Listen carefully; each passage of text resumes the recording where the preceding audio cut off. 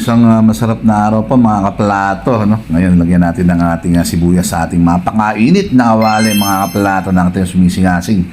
Iyan, lagyan natin ng ating paboritong bawang. Kalaban ng mga zuwang. Ayan, mga kaplato. Ano, yung mainit na. Lagyan na natin itong ating kamatis. Siyempre, ang ating kamatis gusto ko yung durog na durog po yan mga kaplato. Ano? Siyempre, lagyan natin ng toyo. Ay, masarap na toyo natin yan, mga kaplato.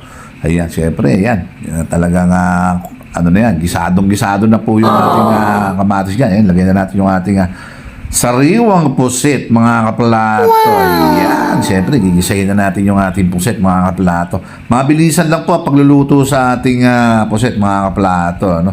Pinakamatagal na po dito yung 5 minuto kasi pagka nagtagal yan sa apoy, kukunat po yung pusit mga kaplato. Ayan, nagsabaw na po yung ating pusit. Lagyan po natin ng ating mga pampalasa. Ayan, mga kaplato. Siyempre, para naman masarap yung ating kakainin, medyo may lasa-lasa. Ayan, kasi po yung toyo po natin na yun, hindi po kaalatan yun, mga kaplato. Ano? Ayan, pagka po ganyan nahalo natin, set aside na po natin yung ating pusit. Pag nakita natin luto na siya, mga kaplato. Ano? Ayan. Set aside lang po natin kasi hindi po pwedeng maluto masyado yung ating puset. Kukunat po.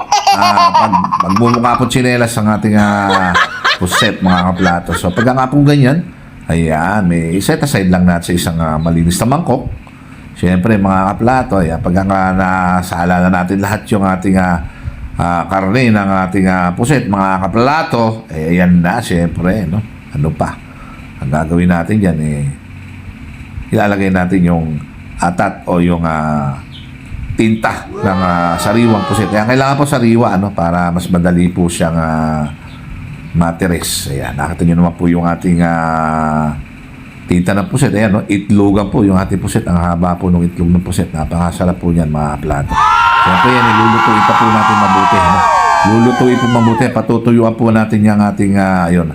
Napatuyuan na po natin yung ating tinta. Ayan, lagay na po natin yung ating karne. Ayan, masarap na po yung ating puset, mga kaplato. Ayan, talaga naman. Tikman natin, ihalo natin sa ating konting kanin, mga kaplato. Ayan, may siling berde na po yan, napapansin nyo. Ayan, talaga naman.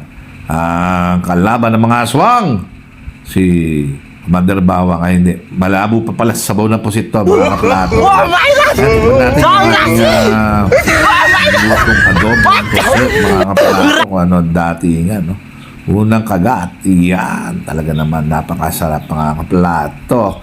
Medyo nahihiya po ako magpakita dyan at kagigising ko lang po yan, mga kaplato. Pasensya na. Hindi ko